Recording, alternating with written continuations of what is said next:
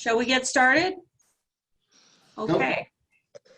I would like, I'll be your lead chair today. You Julie McCoy? What's that? You Julie McCoy from the Love Boat?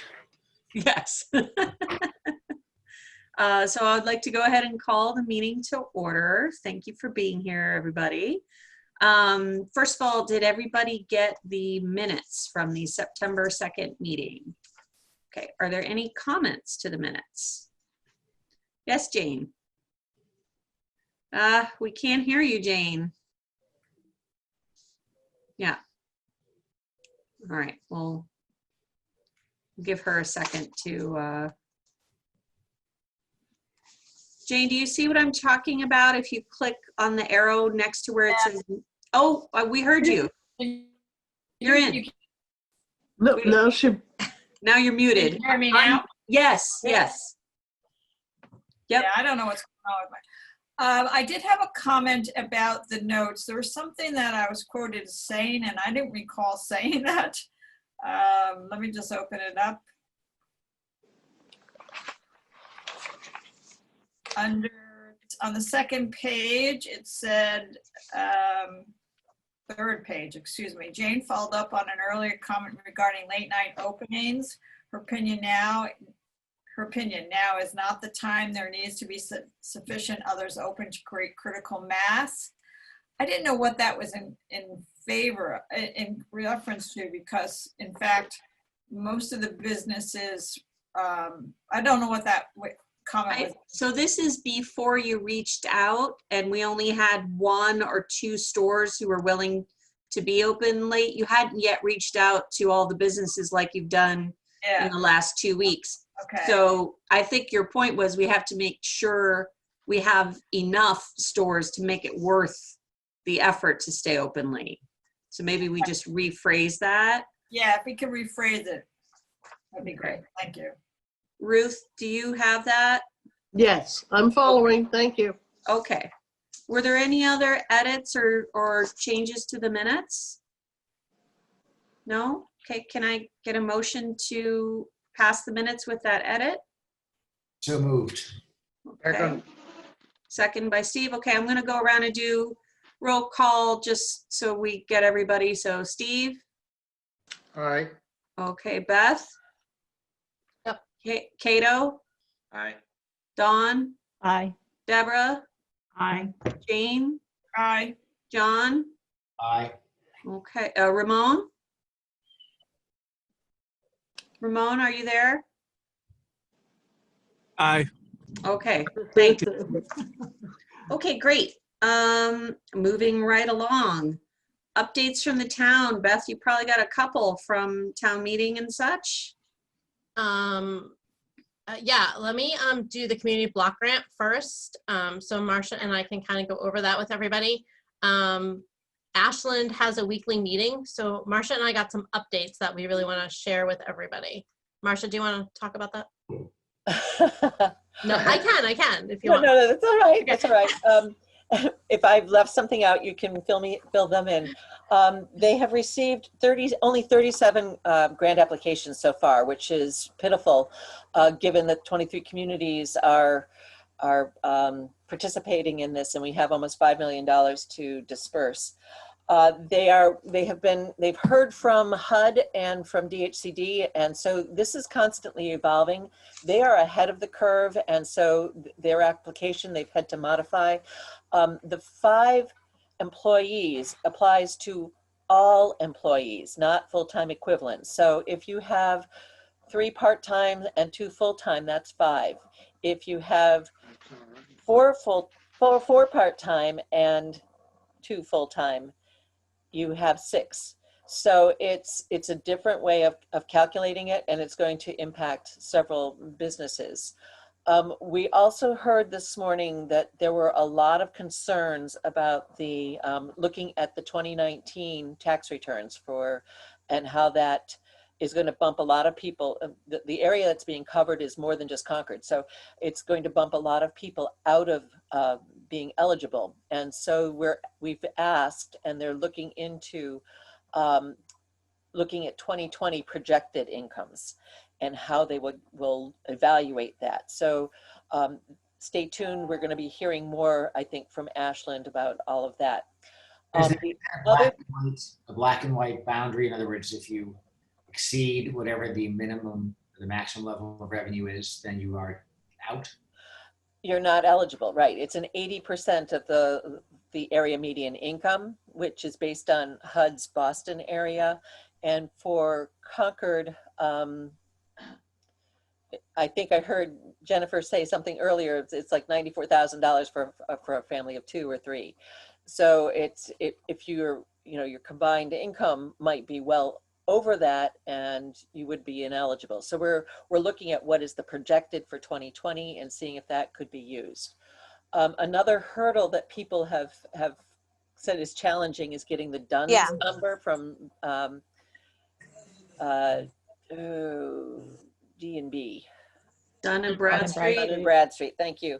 And they do have an expedited process. You can get it in 24 hours if you tell them that you are seeking a federal grant. But the other stumbling block has been the certificate of good standing with the state.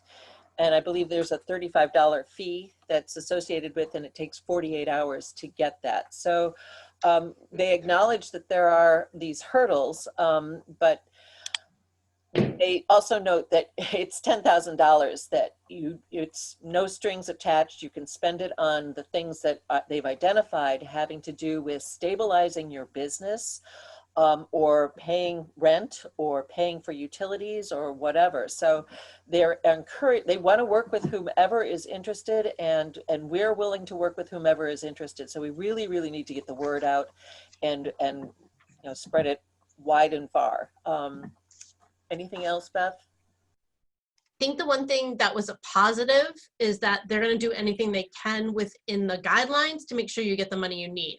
So if you purchase something in April after the state of emergency was declared in March, and you can use this money for reimbursement. So if you had to purchase new seating for outdoors, if you're a restaurant, and can show that you purchased it after the state of emergency was declared, they're going to allow that as reimbursement. So that was something new to me that I remember not hearing quite so succinctly earlier. And they really talked about stabilizing expenses, which I thought was a great term. Because it's open to really interpretation. What did your business need to stabilize in 2020? And all of this needs to be spent within the 45 days of receiving it. So going from March 10th to 45 days after you receive, after the grants are let, is that time period. And they really want to get it spent. So you can do it as a reimbursable, or you can do it for an expense that you have coming up. So if you all know people that are eligible, spread the word. Jane, I'm thinking you can probably put it out one more time. I'm going to send an email out again to the list I have of businesses with the link. We have 10 days left. They are talking about doing a second wave, but that's not sort of confirmed. So we want all of our friends and neighbors that are eligible to apply, because this money is out there and they want to spend it. Steve?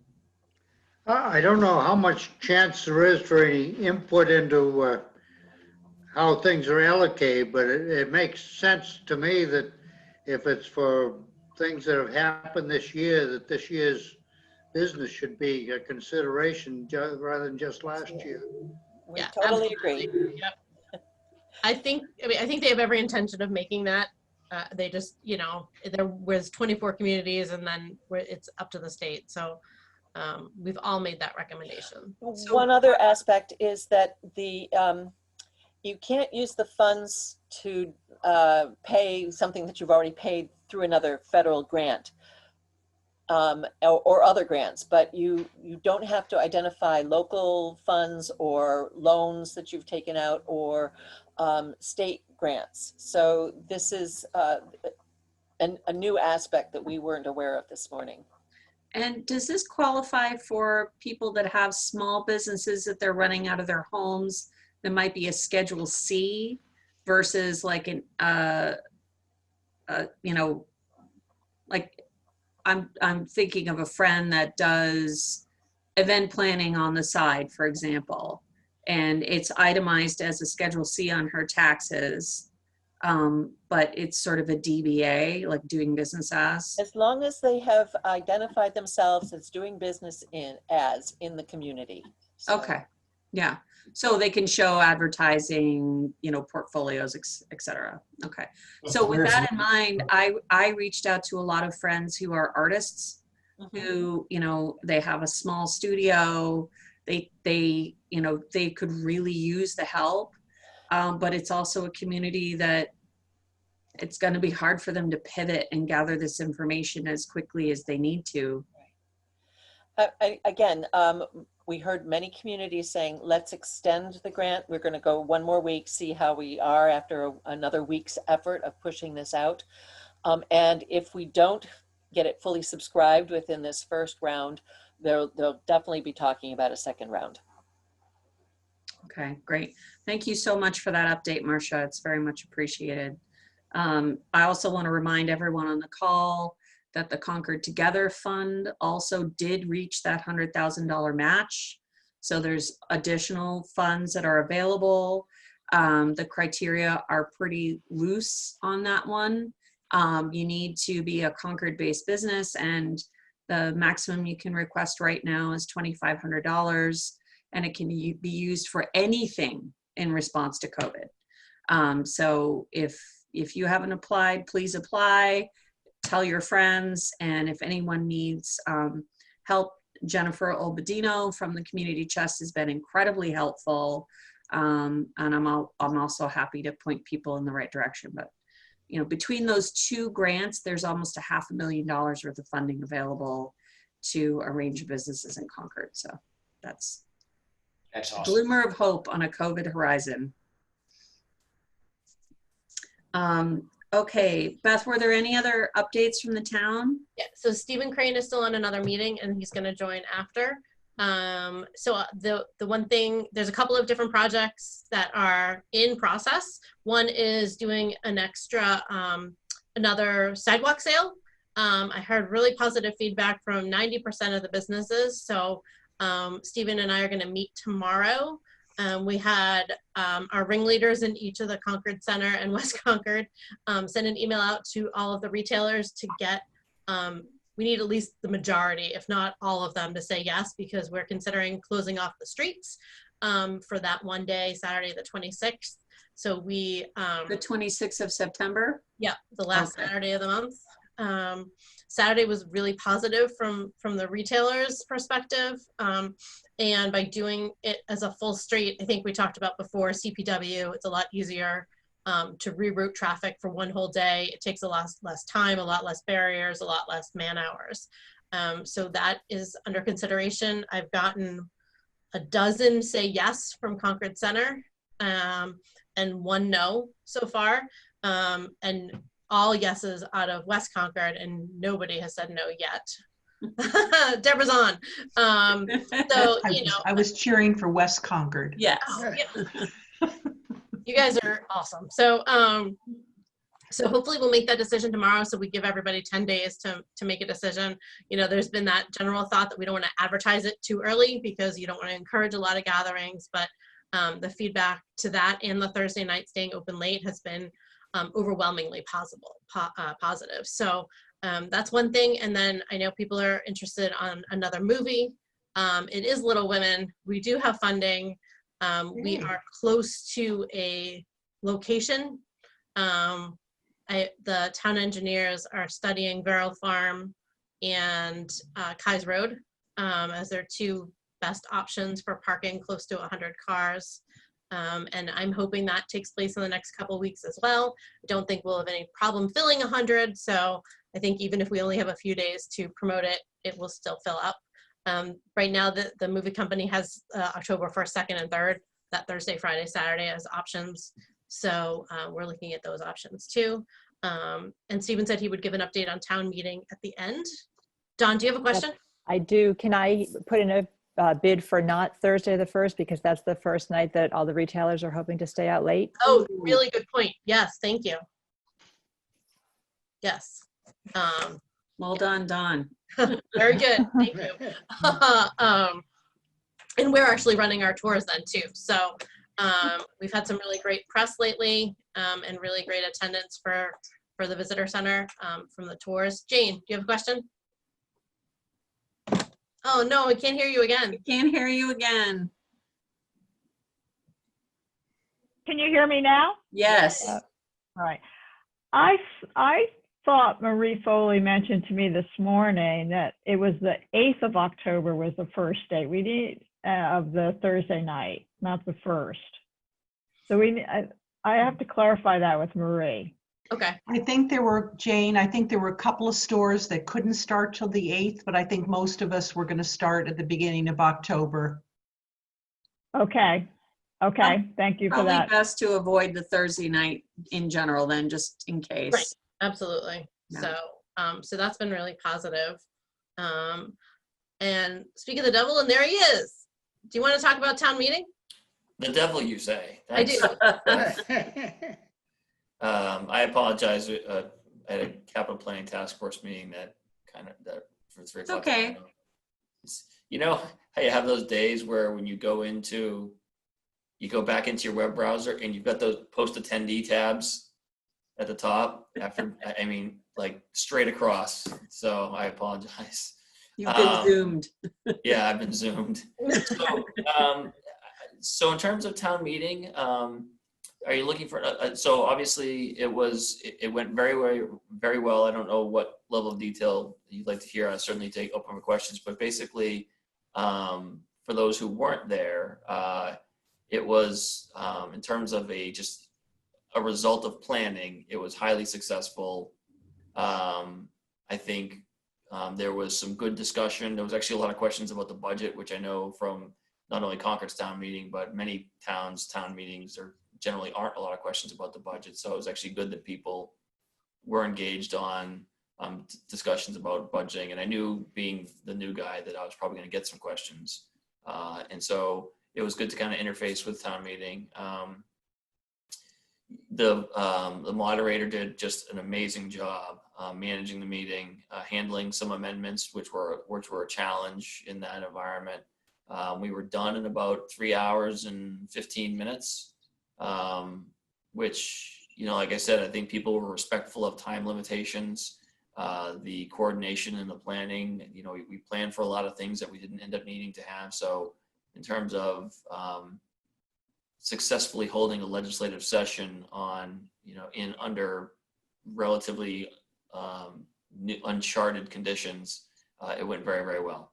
I believe, I don't have my score sheet handy, but most articles were approved. There were some citizens petitions that were not approved. There was a relatively minor change to the town debt capital plan, where the $150,000 out of free cash to purchase to offset the cost of purchasing electric school buses, which would put us in line for Volkswagen grants, that got moved from free cash into borrowing. And I think other than that, most of the stuff that, Article 16, the TIF article, which is one that probably generated the most interest, there were some modifications made kind of right near the end, and that ended up getting, based on those modifications, the Finance Committee and Select Board both supported approval in town meeting. I would say really a vast majority of town meeting supported the TIF and moving forward with that project. So Stephen, yes. I think one of the articles that will impact this committee the most, it looked like the Thorough Shopping District was not approved to be expanded to accommodate the Starbucks safety concern on the corner there. Is that right? Was it, Marcia? I can't recall. Did that? I know there was a That lot of is correct. That is correct. Because it was an overwhelming opposition by the residents of Thorough Street, and they convinced others that it was not the right time to be looking at this. It was going to be expanding the district slightly for both the mobile station and the Starbucks property. It didn't guarantee that anything would actually happen there. It would just make it possible for them to seek a site plan approval for changes. And so we have not yet been in touch with Starbucks to find out what they're going to do about that, but it leaves things status quo. I think there was mention made that there was going to be a broader discussion of the Old Depot area also. That is correct, Steve. The planning board has currently engaged with our regional planning agency to look at a variety of uses and some rezoning in that area in general. So they felt that residents felt that it would be more appropriate to bring this to a future town meeting as opposed to doing it piecemeal. Okay, great. I want to say about town meeting. I thought Stephen was really well done. First of all, the care that was taken to set the whole thing up. Thank God we have these fine turf fields in town, but having pieces of plywood under each set of chairs, a single exposed wire, there were mats over everything. The weather cooperated. It was beautiful, and I thought it was beautifully done. So congratulations on a really successful first town meeting. I'd second that, and I'm curious how the estimate was made as to how many seats you'd need. I think we went with 500 based on past attendance and and the level of, and I didn't make the estimate. Right. Others made the estimate based on level of controversy and past attendance, and then also some people saying they just didn't want to take the risk of being in a group that large. We had 371, which was, if the over-under was 325, I probably would have taken the under. And so I think it's a credit to Concordians that 371 people did show up to exercise their legislative obligations. And it was a great day. I kind of said to Carmen after, like, hey, let's do this again next year. This was great. 3 hours and 15 minutes instead of 4 days. But I think there were a lot of lessons learned, quite frankly. And I don't want to speak for the moderator, but I know that in my experience with other town meetings, but also hearing about how Concord's town meeting is typically done, I think there were some things that could survive, after the pandemic, when things return to whatever is going to be normal. I do think there were kind of things we learned that could be enhancements to the town meeting. So I appreciate that feedback. The plywood things came from Bedford. The town of Bedford had put them down over their football fields. They called and said, you want them? And we thought, at first we're like, no, I don't need them. And then we thought, we will. And I think Bedford was thrilled because they didn't have a place to put them. So we took them off their hands for a while. But a lot of those things happened, up until even the morning of, when we were just like, geez, this makes more. I mean, Carmen's walking around, switching chairs around and doing little things. It was really an iterative, in every sense of the word, process. You had those but I'm glad it was handbags to put on the umbrellas that were blowing over. It was like the whole team was there, and like it all worked surprisingly well. Yeah, All set for next year. So Carmen was on the chair's breakfast this morning and raised an interesting point, which is, schedules are a little wonky now because we just had town meeting, and some committees are already like preparing materials now because they're due very soon. But there's already some discussion about when will town meeting happen in 2021. And, do we already maybe want to look at June, for example, so that if we're still in this situation, we have an outdoor option that's easier to deal with. So imagine those conversations are all going to be happening relatively quickly, but. Yes, in fact, I was just, Linda Escobedo is going to be the chair of the select board in all likelihood. And she's currently the clerk, and normally the normal progression of things is the clerk becomes the chair. So if past this prologue, she'll be the next chair of the board, and that reorganization will take place Monday night. And in discussing kind of moving forward, Linda, we did break out the town meeting calendar so we can modify it to look, the ink isn't even dry on the budget and the capital plan, and we have to start that process, again, now, anticipating that we are going to have an April town meeting, but who knows? I mean, I guess could there be a need to have a special town meeting sometime in early 2021 for, a variety of like smaller reasons that just can't wait till June? I would say so, and not least of which is including, we've been working on article language to create a business assistance program. And it just couldn't happen. We tried to figure out a way to make it happen for the 13th, and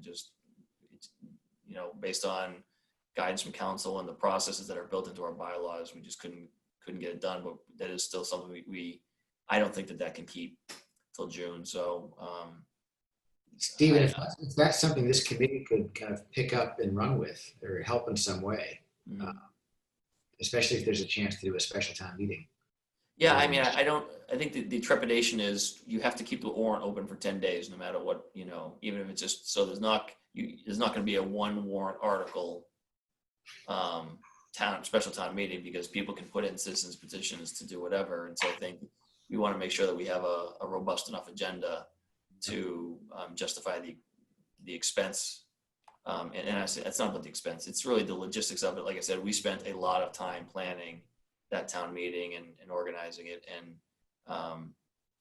the next one will probably have to be indoors or outdoors in the wintertime. So it's just, we have to make sure that we have that right. But that's definitely on the radar screen, and we'll give you some time to catch your breath, and hopefully by the next time we have one of these meetings, you'll be able to tell us a little bit more about how we can help. Sure. And I think it's something we'll have to talk to the board. I think the select board will, they need to get we have a new board member, and I think they're going to need to, figure out what process they want to follow, given there was as much uncertainty coming out of town meeting as there was going in terms of what lays ahead of us. So, but I guess are there any other questions about the happenings at town meeting or the budget or anything else? I don't know if the budget that was approved is actually less than the FY20 budget. So the FY21 town budget is a reduction from FY20 by about 2%. Great. Okay. Does anyone else have questions out of town meeting? No? Okay. Before we move on though from town updates, so we've already talked about the sidewalk sale, the micro grants. Beth, on our last meeting, we brought up the vacant storefront Massachusetts program. And I think you said you were going to look into that. Have you had an opportunity to do that? I have not yet. Okay. Yeah. All right. Maybe that's okay. Still on my list. Okay. There's a lot going on. Be great to know next time though, if there's anything there that we could tap into. Yeah. And just so everybody in this group knows, Bill Montague did close on Friday. If there's anybody that didn't know. So he is moving in with a smaller auction house. So yeah, that's sad. It's another long time one. He's moving in with whom? He said he was moving in with another small auction house. I don't think in Concord. No, it's in Acton, I believe. Acton, yeah. Yeah. I was his the end of his business, I don't think was as much about COVID as about other stuff. So yeah, that's correct. Yeah. Yeah. Still a whole downtown in a time that it looks like it's all caused by COVID. So yeah. Okay. Any other updates from the town? Nope. Okay. Moving on to Concord Together. Jane, we touched on this very briefly, but do you want to give us a little bit more of an update on the open late Thursday nights? Okay. I had been polling people across Concord as to whether or not they wanted to stay open on Thursday night shopping starting in October. And there seemed to be overwhelming positive response to that for obvious reasons. It helps with the holiday shopping, given the limitations of customers coming into the store. So right now, it actually looks like West Concord, and not surprising, West Concord is sort of many of the businesses want to stay open late Thursday night. And in West Concord Center, a good number are. That number will probably increase, and one on Thoreau Street. I did just send an email while we were talking about what time, when they wanted to start, because they are working on some kind of flyer. And Geraldine from Fairbank and Perry is taking lead on that. And I don't know when, no, I don't know what her plans are. I think she's going to do it relatively soon because she volunteered as of yesterday. But I don't know what they're all thinking about in terms of dates. So I'll try to get confirmation. There could be differences. It could be West Concord wants to start October 1st, and that's perfectly okay because there are some businesses in Concord Center that aren't going to start until November. But they're just so everybody is on the same page as to when they all want to open or stay open late. But that seems to be moving forward. I personally think there might be some interest in an idea you had, Jennifer, a couple weeks ago about staying open all night. Maybe there isn't a large group that wants to do that, but I think some may want to do that as they get closer to the December timeframe, and it depends on how many customers are actually coming and shopping in town. Mm-hmm. And also, Or- Jane, did you get any more feedback on the idea of extending the pajama party to include more businesses opening really early? Have we had any feedback about that or discussed it yet? Yeah, I think they really admire that Deborah's been able to do it. I think Deborah's had tremendous success with it. I'm not sure how many of the other businesses benefited from that, but I can recheck to find out the interest. And Oh, go ahead, Jen. Jen, did you? Yeah, I can tell you it was when I really went to Deborah's format, thank you, by doing 20% off, I had like one of the biggest days I've ever had at the store. Or like, I mean, I did more in 3 hours than I would do in a couple days. Wow. So it was great. But what I found is I didn't start at 5, I started at 6 a.m. And if you're in the door by 6, you get 20% off. In the door by 7, you get 15% off. And in the door by 8, you get 10% off. And it was, it's awesome.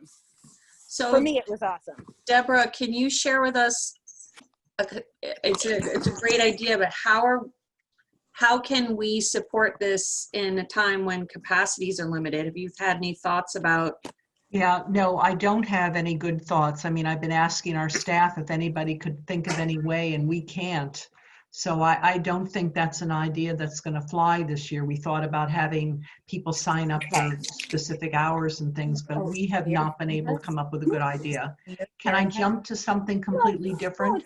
So these open. Hey, Jen, can you mute yourself, please? Oh, sorry. Oh, okay. Go ahead, Deborah. So part of these open Thursday nights, we're supposed to partner with restaurants because this was supposed to help the restaurants as well. So I think that's probably a part that we haven't done good work on. So, and we could also partner with the wine stores in town. So I don't know whether it's, if somebody buys something in one store, they get, I don't want to start giving discounts because I think none of us can really afford that this year, this time. But how can we drive people from the store to the restaurant, to the wine store, so they get, a whole potpourri of offerings? It's a good question. Remon, do you have any, you've got some creative things going on at Fiorella's. Any thoughts there? Not specifically, unfortunately. Sorry, I do love the idea, but I agree with Deborah. The discounting is the one way in the past what enticed people, but it's really tough. I mean, our bottom lines are so eroded as it is. But maybe something. I don't know. There needs to be, because I was trying to think about, it needs to be more than just a list of places that are on there. Like there needs to be something like bring this receipt to that place or this receipt to some way. Other towns have done a dine around, so I don't know if we can do like a shop and dine around, like where you go, to each place, maybe one place for an appetizer, one place for an entree, one place for dessert. Maybe you go and you buy. I don't know. I wish I had a better idea. Sorry. Steve? Maybe we could build up a better jackpot to gather a Concord passport that week and have double stamps on those things or something. Well, we're doing the Delicious Twist, Right. which is last week of September and first week of October. If you eat in or take out from any eating establishment in Concord, you'll get double stamps on your passport. So you can combine them with your retail shopping, but you get double stamps from restaurants.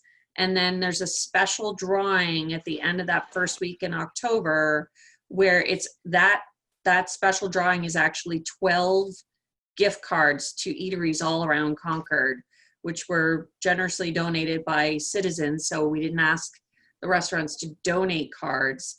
And that I think, you know, it's really important that we push that wherever we can. But that's a great way to help the restaurants. Now that the fall passport event is going to end October 20th. And I think we're going to need to like stop at that point because, you know, we need something new and creative after that.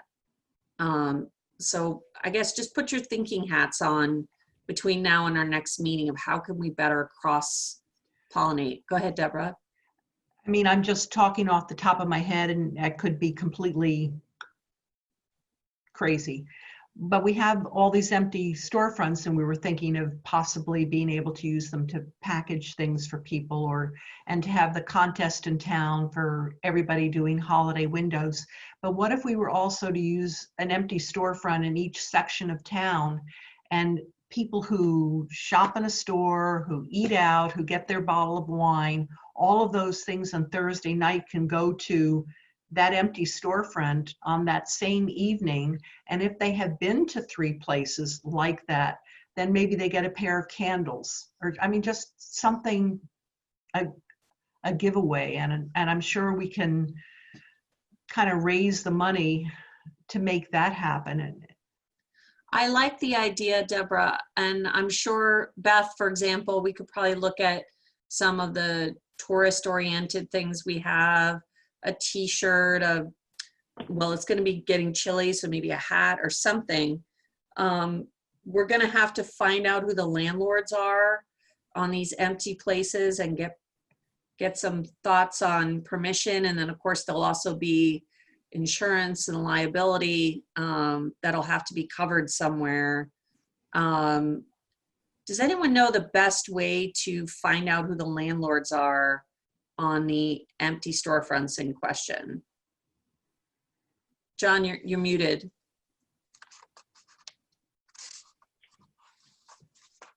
Sorry. The owner of the Colonial Stores also owns that building, Bob Peterson. And he lives, if not 100% of the time in Florida, most of the time in Florida. And so he's someone I can certainly get in touch with. I wonder though, aren't we gonna have the same capacity constraints inside a vacant store as you would have in an operating store?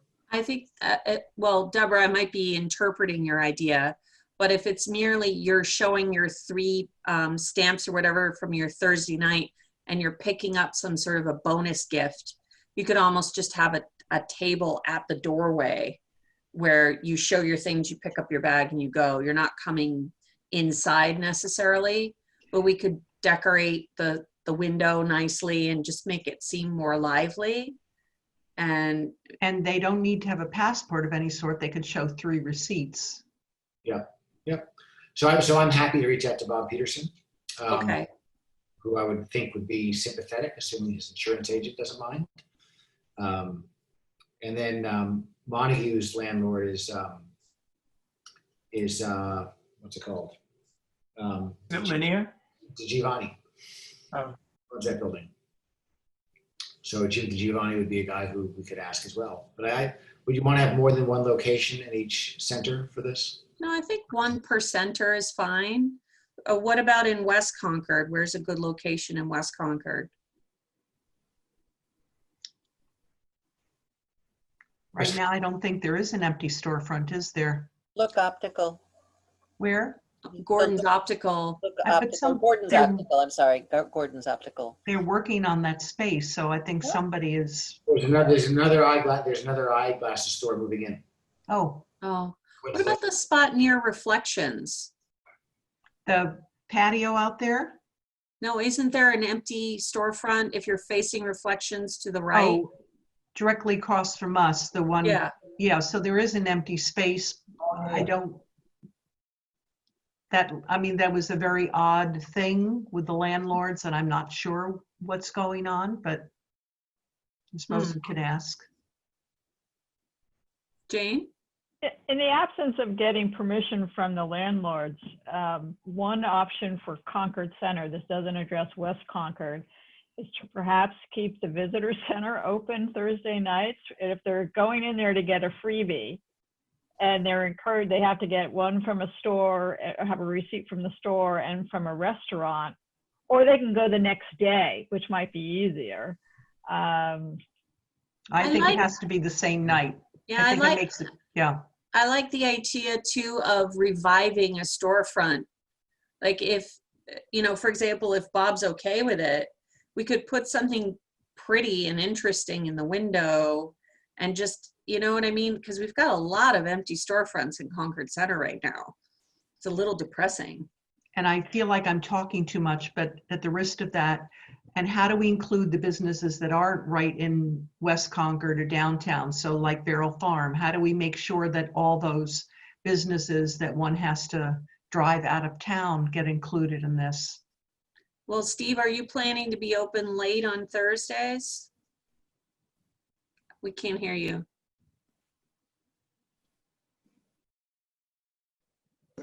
We plan to go to bed early.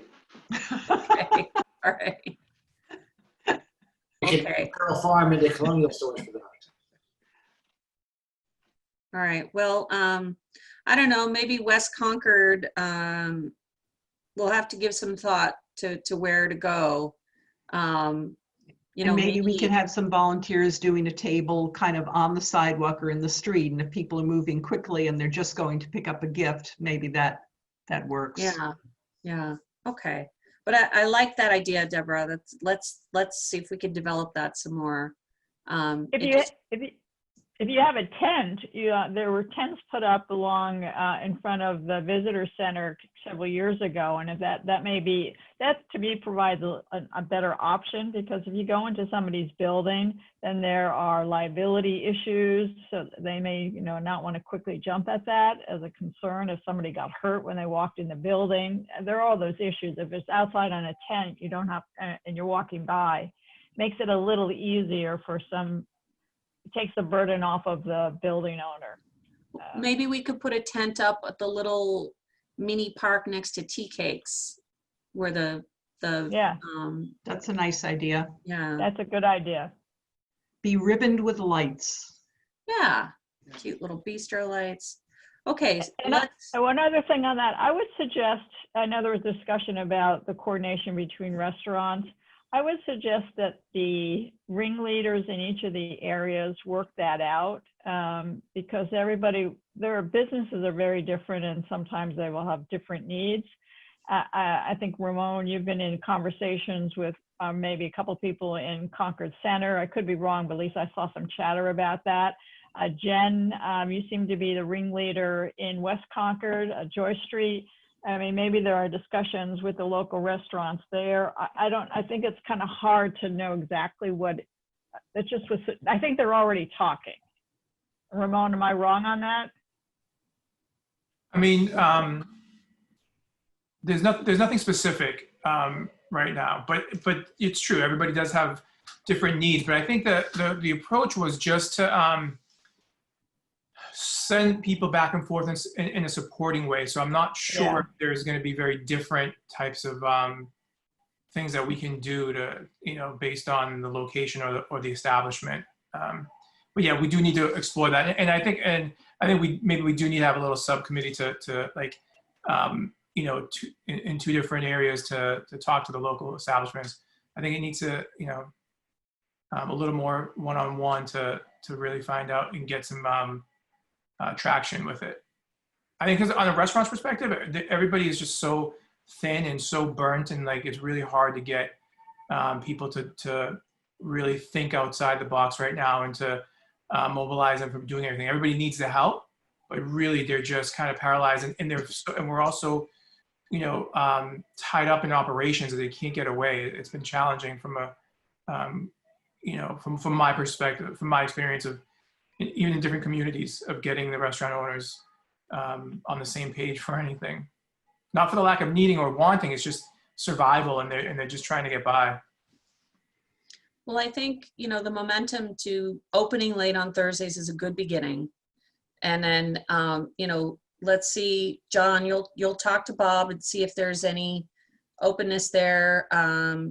Deborah, do you maybe want to talk to Peter at Tea Cakes and see, that's not his space though, is it? Isn't that No, town I think it space? belongs to the town, doesn't Yeah. it? Yeah. So Beth, Stephen, would it be all right? Do you see any issues with putting a tent up there if we got a volunteer to hand out some goodie bags to folks that showed a few receipts from Thursday night shopping? And Marcia's here too. I'm not aware of any reason why we couldn't do that, but Does the town have a tent by any chance? we do. I think there's a tarp that already is hung over It there. has sails, they're shade sails, and we do have those pop-up, they're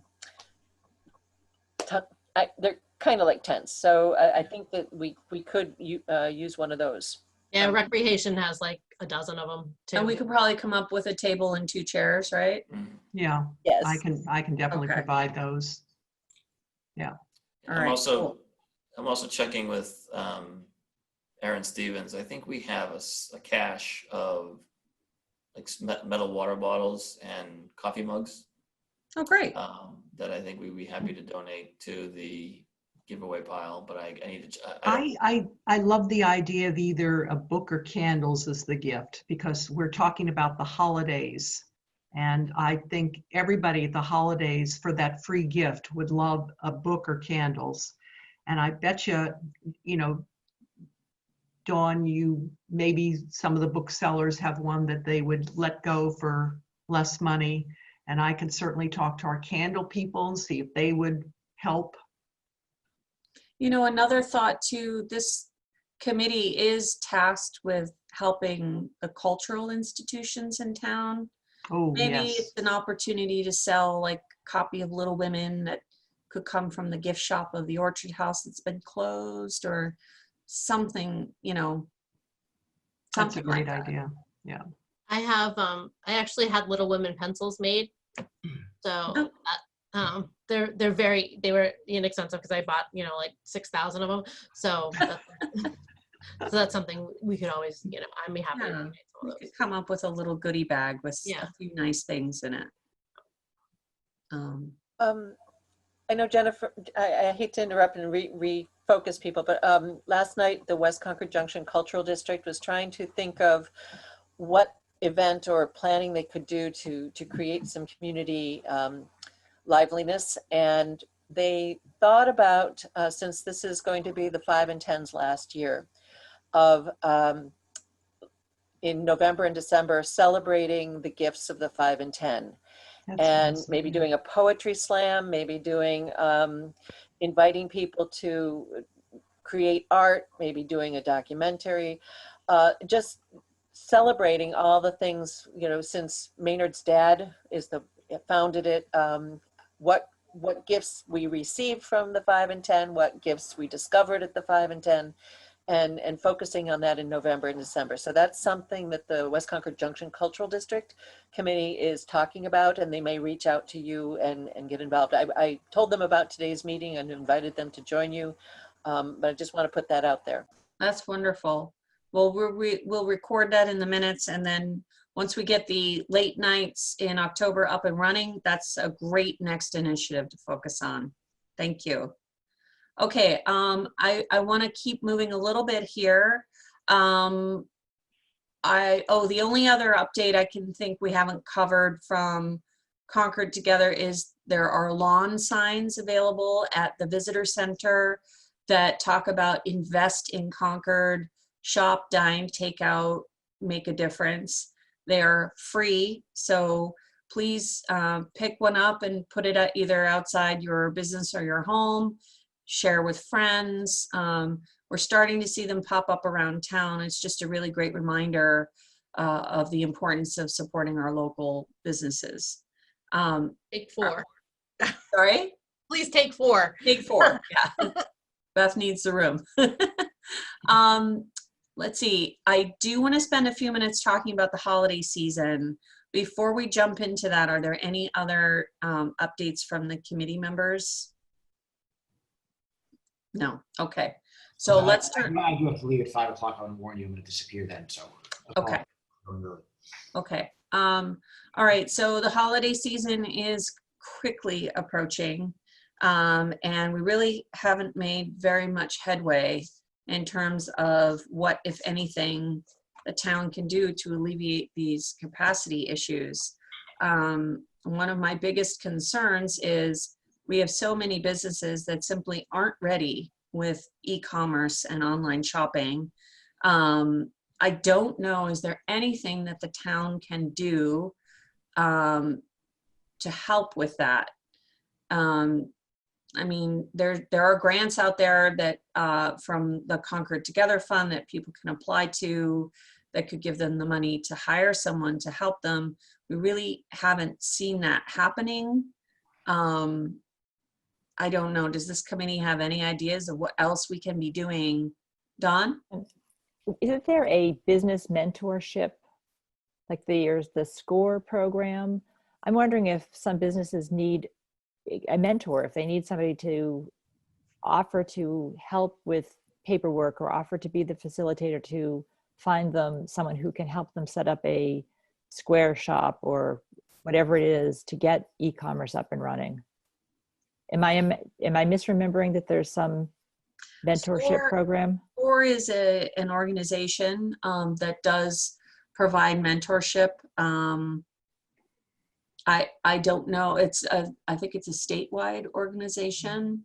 I don't know what's available through there, but it's certainly worth looking into. There are a couple of business owners in Concord that are SCORE mentors. They've gone through the program, and I know a couple of them. I don't know if they focus on that particular issue, Dawn, of e-commerce, or you, Jennifer, but they've provided general advice. Jean, would you mind asking them if they're aware, if there are any e-commerce mentors through that network? Yeah, I'll do that. Okay. Jennifer, I wonder if, I think your e-commerce comment is right on. If we could support merchants to get more e-commerce savvy, that would be worthwhile. I wonder if we could put out a call kind of through our networks to see if there are any people in town who would be willing to step up and play that kind of a role over the next few months. And if we might kind of ask the community chest to redefine the grants program, because it seemed like as of a week ago, we still weren't getting a torrid velocity of applications for that grants program. There's capacity there. It'd be kind of cool if we had someone who's the technologist who could offer to help with a website, who could go to the stores and say, hey, not only will I help you, but the community chest has funds to cover the cost of it.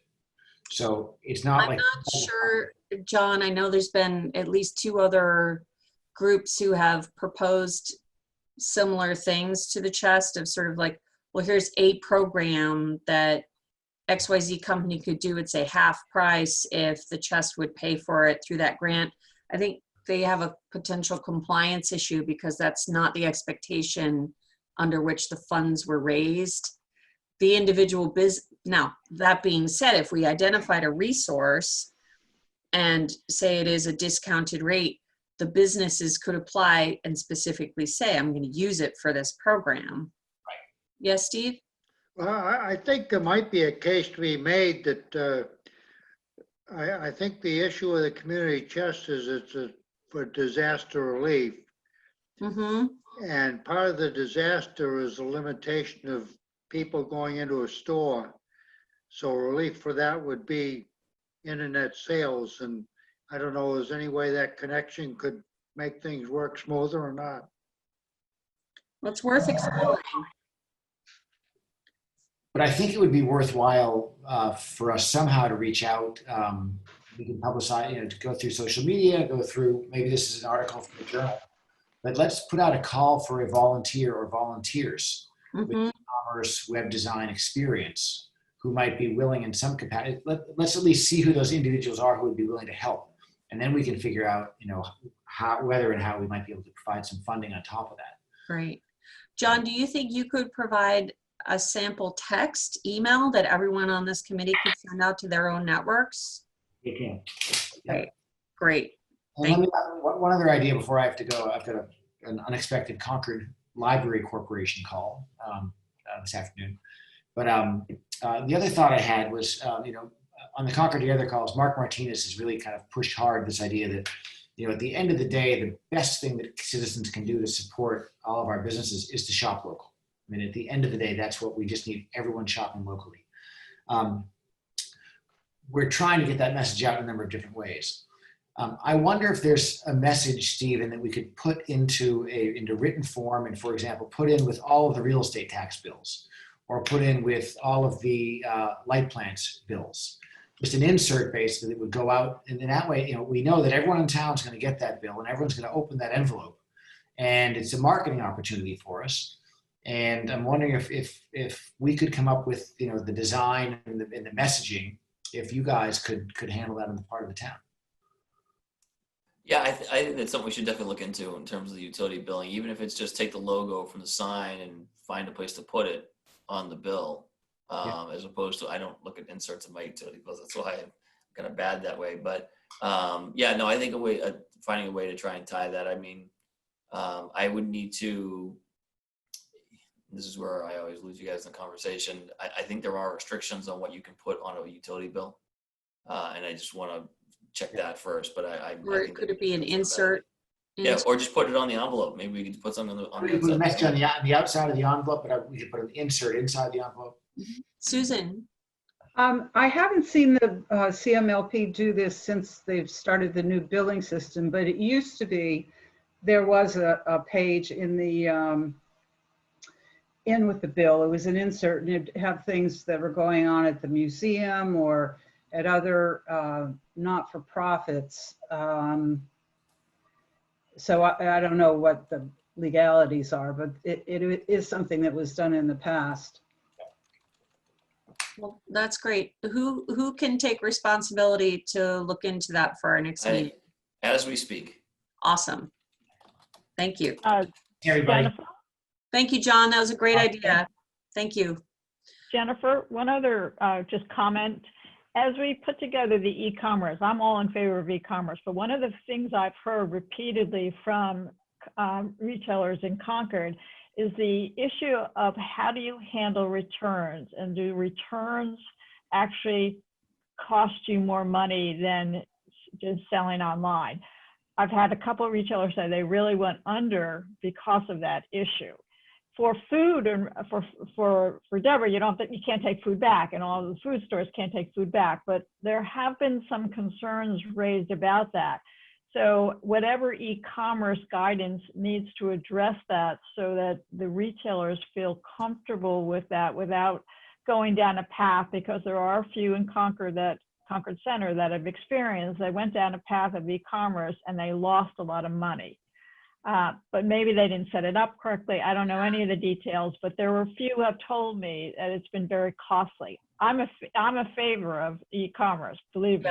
So that is a concern, because everything is free. Transportation, when you're competing against the others, it's all free shipping to and back if you return it. You don't have to offer free shipping, and you can also use e-commerce to just set up curbside pickup.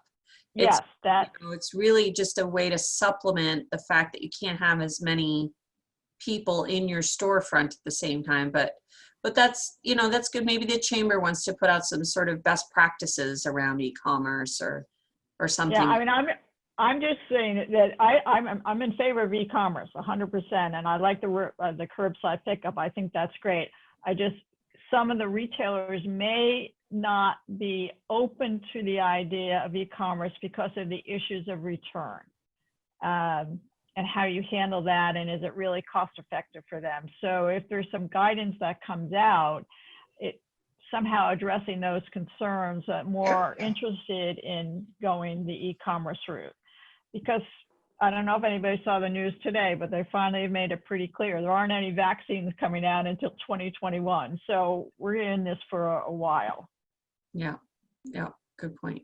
Stephen? Yeah. So just in terms of the e-commerce thing, I guess I would suggest that maybe we could talk, I know there's some students who are trying to find ways to do, community service, community engagement.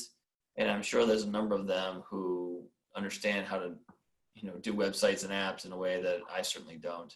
Is it, I know a mentor would be helpful, especially for structuring like returns and things like that.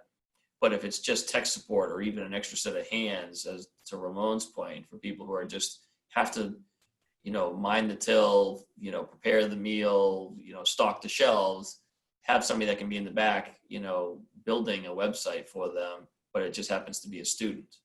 That's a great point, Stephen. I was speaking to a shopkeeper who has a website. She has Shopify linked in to her website.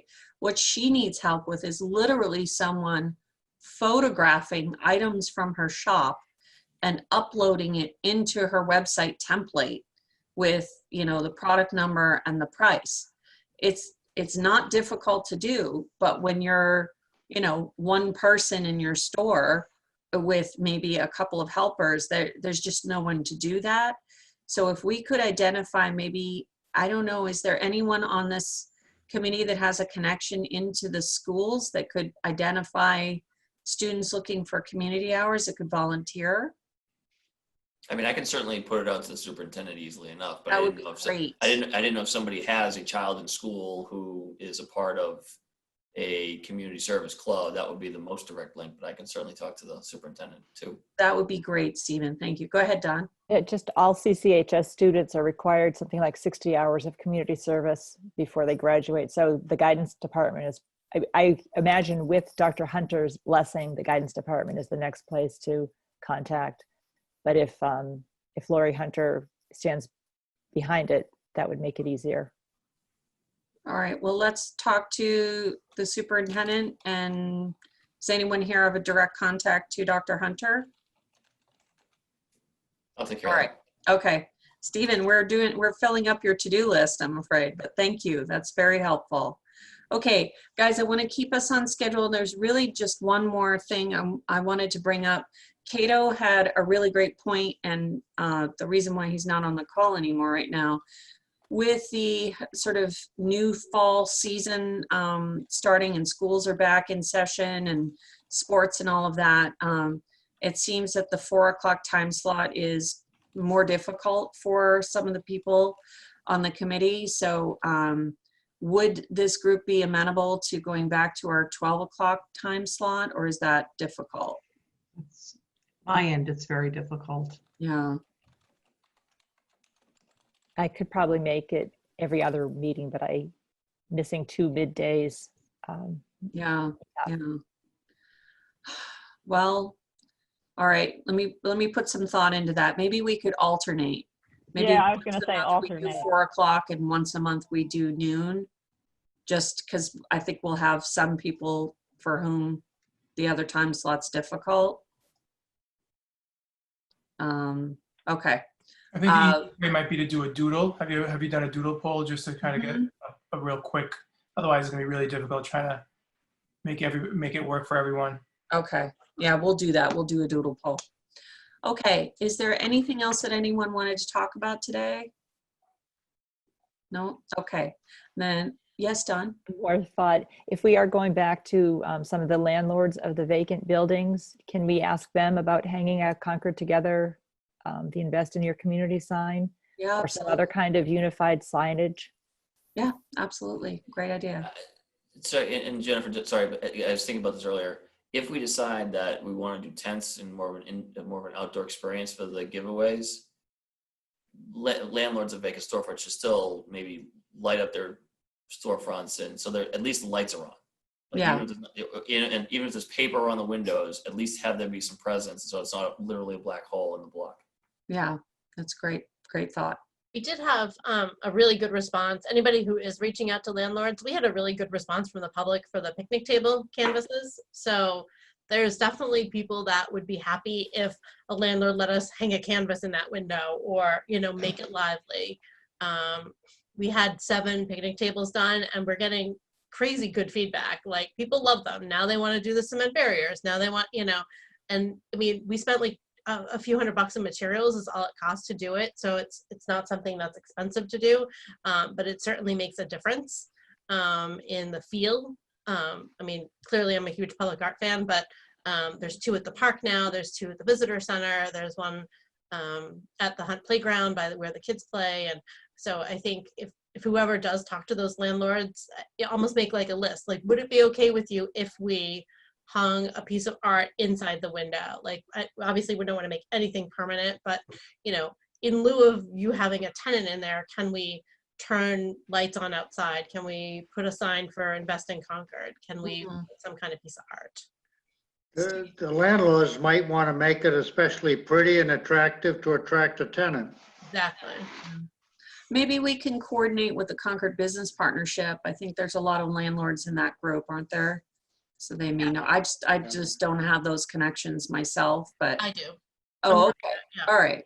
Okay. I think, that would be when John have those connections. I think he's in the business John, partnership. yeah. Yeah. And I can talk to Greg Higgins about it too. Great. Okay, guys, I think we're coming up on our time for today.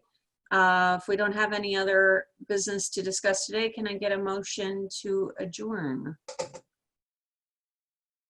Jennifer, wait, do you have any citizens on the call? No, I don't see any. Yeah. I make a motion that we adjourn. Okay, second? I'll second it, saying it was a great meeting. Okay, great. I'll do roll call just so that we can get it all together here. Steve? Aye. Beth? Yeah. Dawn? Aye. Deborah? Aye. Jane? Aye. Ramon? Aye. Jen McGonigal? Aye. Okay, that's everybody. Thank you all very much for your time. Really appreciate it. Hi, everybody. Have a great rest of your Thanks, week. Jennifer. Take Bye, care. everyone. Bye-bye.